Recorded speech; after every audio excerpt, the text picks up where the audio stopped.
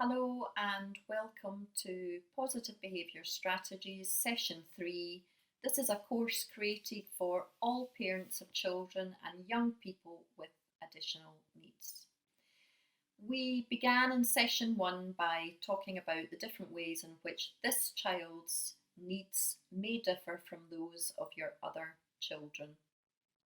Session 2 was about how those needs would impact on their behaviour and the importance of having an understanding of the triggers which affect your child's behaviour.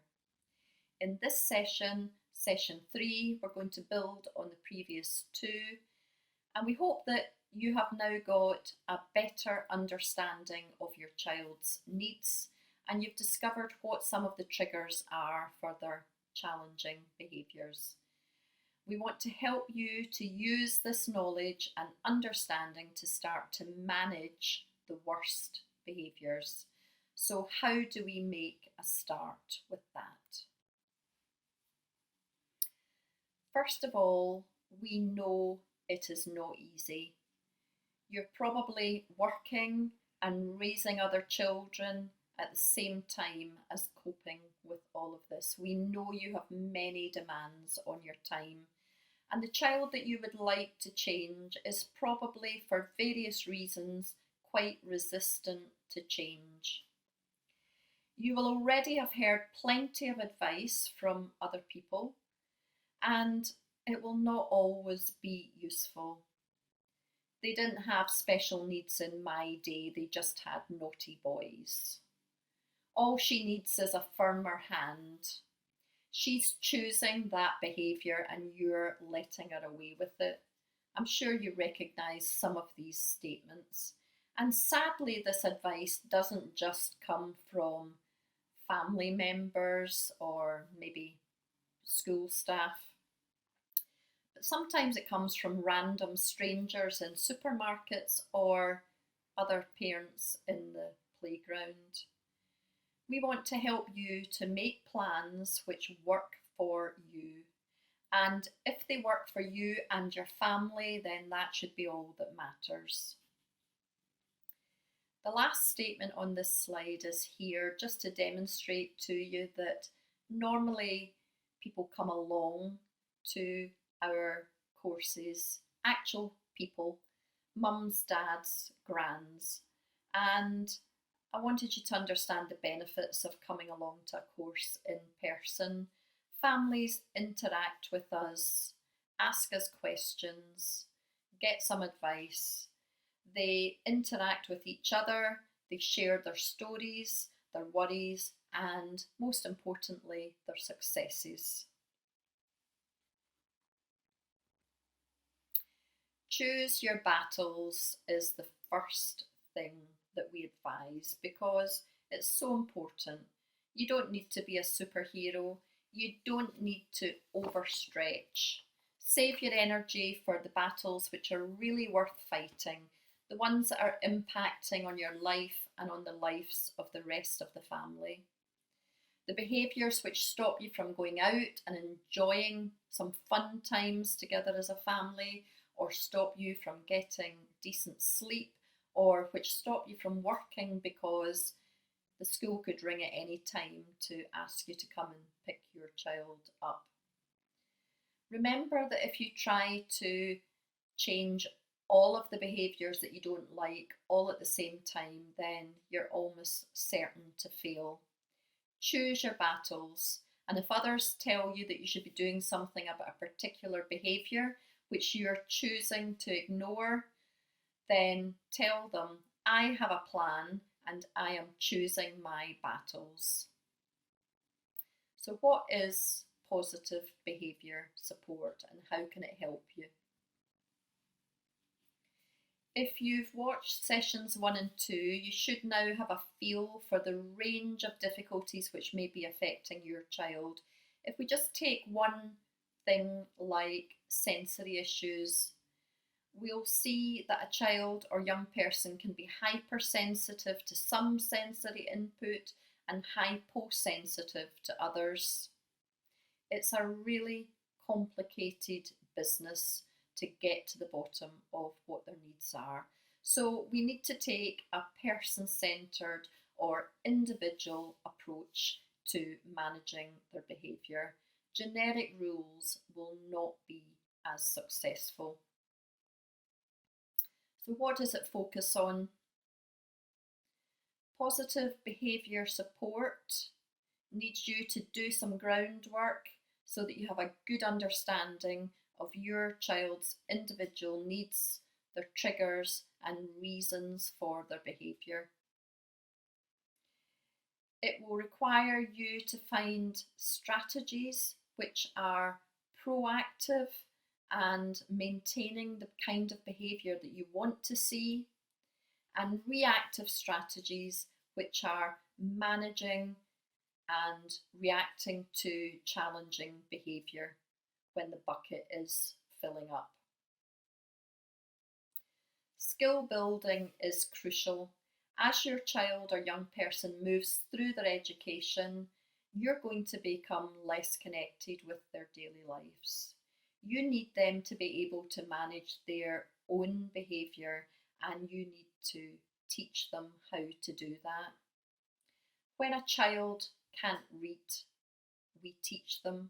When a child can't ride a bicycle, we teach them. But for some reason, when a child can't behave, we punish them. The benefit of putting what we learn in a plan is that we can then share these with schools and preschools, with older siblings, with grandparents and babysitters. You are the expert on your child. So share the things that you have found work for your child and ask others to support you to provide your child with that consistent approach which they need.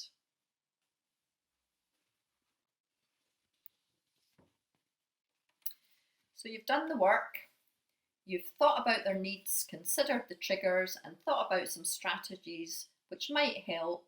What will the positive behaviour support plan look like? This is a very simple plan with some visual aids on. I used a smiley face in the section called What We Want to See, but remember that children with additional needs and often those with ASD don't smile much, but you all know what your child looks like when they are coping, when they are calm and settled and happy, whether they're smiling all over their faces or not. In more detail, we're going to think of a particular situation, and then we're going to think through what the triggers for challenging behaviour might be in that situation. What are the things that are filling up the bucket? We need to understand what behaviour we want to see in a particular situation, and that might be different if the situation is happening at home than if it is outside where other people can see them. And what strategies are going to maintain that? What are the proactive strategies to maintain the kind of behaviour that we want to see? We want to be able to recognise the signs that things are not going well, that the bucket is filling up, and what reactive strategies we might put into place at that stage. And when behaviour does get out of hand and the bucket is beginning to overflow, what interventions are really going to be necessary at that stage? Taking them one at a time, the possible triggers in a situation. Where are they? What is the environment like? What will the sensory challenges be in that environment? Are they at home? Are they outside? Will there be other people watching? Will other people who are there have an impact? Will they want to interact with your child? Will they expect your child to have social skills that you know they don't have? Is it something that your child wants to do, is happy to do, or are you having to bribe them, never a good idea, or push them into doing it? What time of day is it? How will this affect their behaviour? Are they going to be tired? Or are you asking them to do something at a time of day when they normally do something else that they enjoy and they really do not appreciate the change to their structure and routine? When we think about the behaviour we want to see, you cannot underestimate the importance of this. This is the behaviour that you want to be able to replicate as much as possible. Very often, what we do is when our child is calm and settled, we use that time to rush away and get on with cooking the dinner or doing something else that we haven't had time to do. But actually, we need to spend time observing them when they're happy and relaxed because, as I say, that is what we want to replicate. And we need to understand what are the useful strategies for maintaining that kind of behaviour.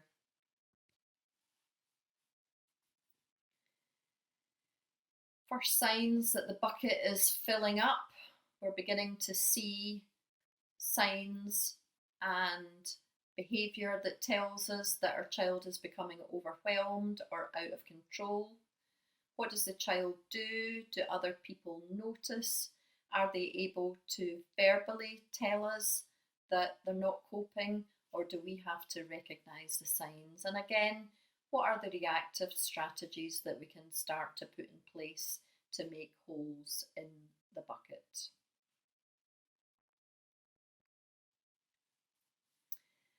I have got a couple of examples of specific positive behaviour support plans, and the first one is a situation which is a nightmare for a lot of families: a trip to the supermarket. Now, remember, every child is an individual. You'll be thinking about what the triggers would be for your child.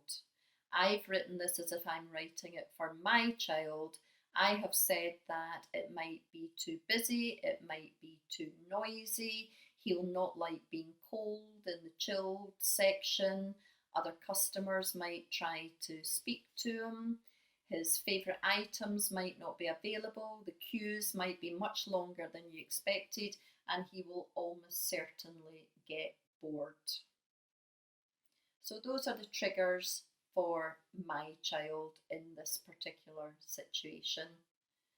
And having thought about what I want to see, I've said not too much running around, staying close to me and the trolley, and appearing to be calm and occupied.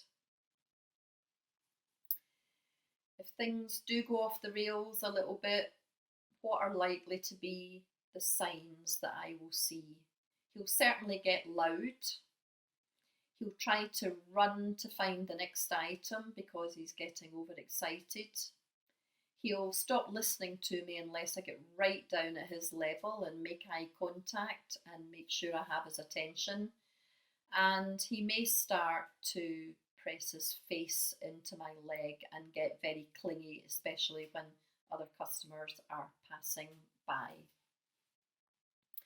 So I've done the groundwork. I know what my triggers might be, what I want to see, and what the signs will be that things are not going as I want them to go. And I then spent some time thinking about what strategies that I would use to maintain good behaviour or react to more challenging behaviour. So I've started with give him his own list of his favourite items which he is responsible for putting in the trolley, in otherwise keeping him occupied. And I'm going to give him lots of praise for helping me. Now, these are definitely proactive strategies to try and maintain good behaviour. I've also said have ear defenders handy, have his hoodie ready to put on if he gets cold, and he can also put the hood on the hoodie up if he doesn't want people to see him or speak to him. There are more reactive strategies when I'm beginning to see that he's becoming overwhelmed. Similarly, have some of his bubble wrap that he likes to pop ready in my handbag to distract him another reactive strategy. Remind him occasionally that you are buying him a new comic and he can have that in the car if he continues to behave well in the store. Leave after 15 minutes or whatever time you have agreed. You're the person who knows what your child's attention span is. And leave after that time, even if you've not quite got everything you need. It's not the end of the world. Maybe you could ask him to wear his sunflowers lanyard, and if the tills are really busy, you should be able to ask somebody to open a new till for you when he's wearing that. So a selection of strategies there for my child to maintain or react the behaviour that you're seeing. I've got another positive behaviour support plan which I prepared earlier, and the situation for this one is a friend coming round after school, full of pitfalls, I'm sure you'll agree. The triggers for this one are that the friend will be playing with her toys, which she won't like. Sharing and turn taking in games, not her forte. She's going to need a bit of support. And what if she loses? She isn't very happy if she doesn't win, and she never says anything nice when she loses and the other friend wins. She'll not like it if the friend is a noisy eater or scrapes her cutlery on the plate, because you know that that's a trigger when she's eating with her siblings normally. What do you want to see in this particular situation? You want to see children playing nicely together, sharing toys. You'd like to see a few normal or even better than average table manners because you've got a visitor. And you'd like your child to be keen to do this again, because we all want our child to have friends, to have a social life, to have social skills and become used to social interaction. What are likely to be the first signs in this situation? Snatching of toys, going to the bathroom too regularly and for too long, because you know from previous experience that this is one of your child's coping strategies when she's beginning to get overwhelmed. Asking what time it is, or having an obvious lack of interest, or asking you to intervene when they've got a dispute about something rather than just sorting it out nicely between themselves. And tears, another obvious sign that things are not going well. What have I suggested for myself in order to manage this situation? The first thing I've said is write a social story about this situation and read it to her in the days leading up to the visit.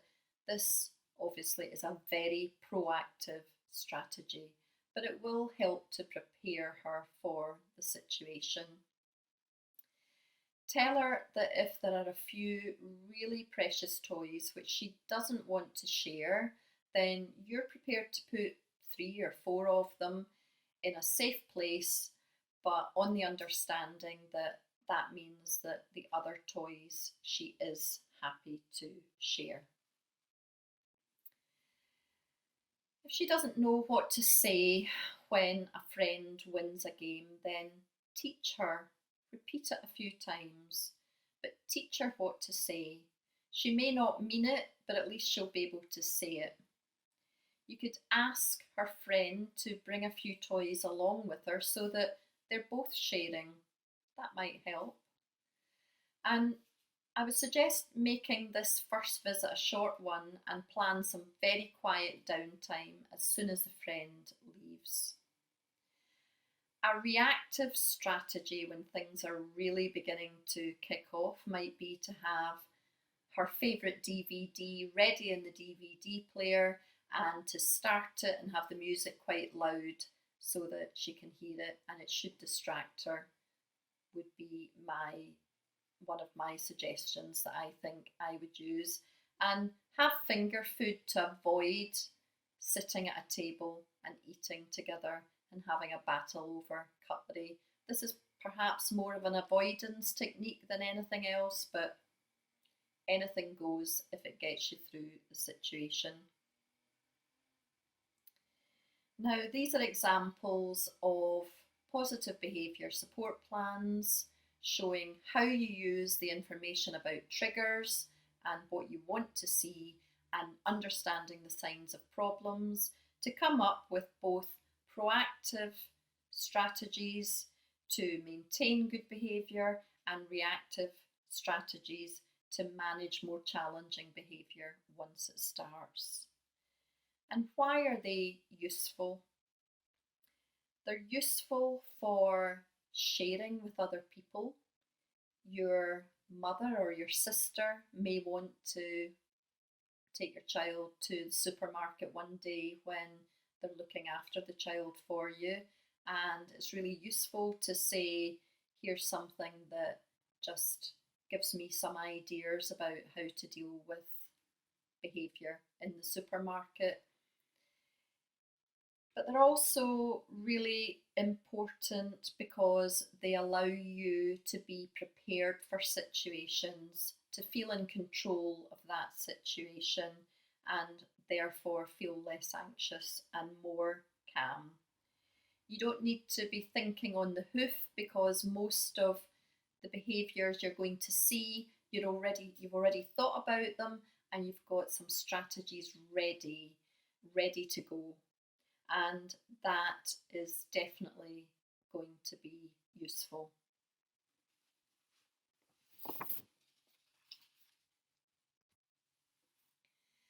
I've already mentioned that normally when we run these courses, we have families there interacting and sharing experiences, and it really is beneficial. And I've asked some of the families who've come along to courses in the past to say what they find most useful about coming along on a positive behaviour strategies course.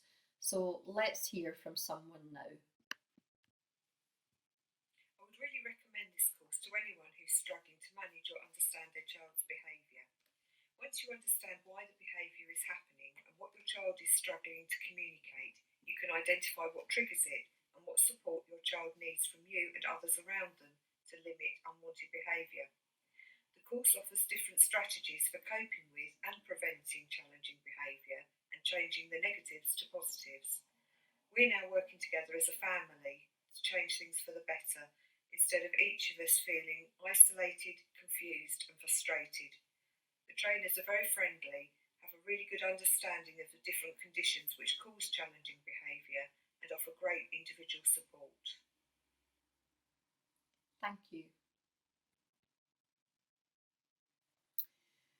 There are a large number of organisations out there that can provide support or help or give you useful information and knowledge which will empower you in meetings with schools and so on, or who will link you up with services and activities for both yourself and for your child in the local community. These are just some of those organisations.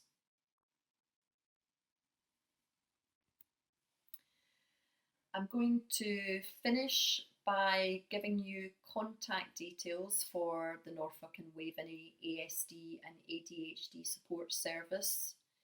If you'd like to book on one of our positive behaviour strategies courses, come along to a workshop, have a coffee at a drop-in support session, sign up for our newsletters, or perhaps request more individual support or advocacy with a school, then please do get in touch using these details. And finally, when you close this video, you will find a link to our online customer service questionnaire, which helps us to improve the service that we provide to you. So thank you if you're able to take a moment to complete this. I really look forward to meeting you again on another session of the Positive Behaviour Strategies course. Thank you.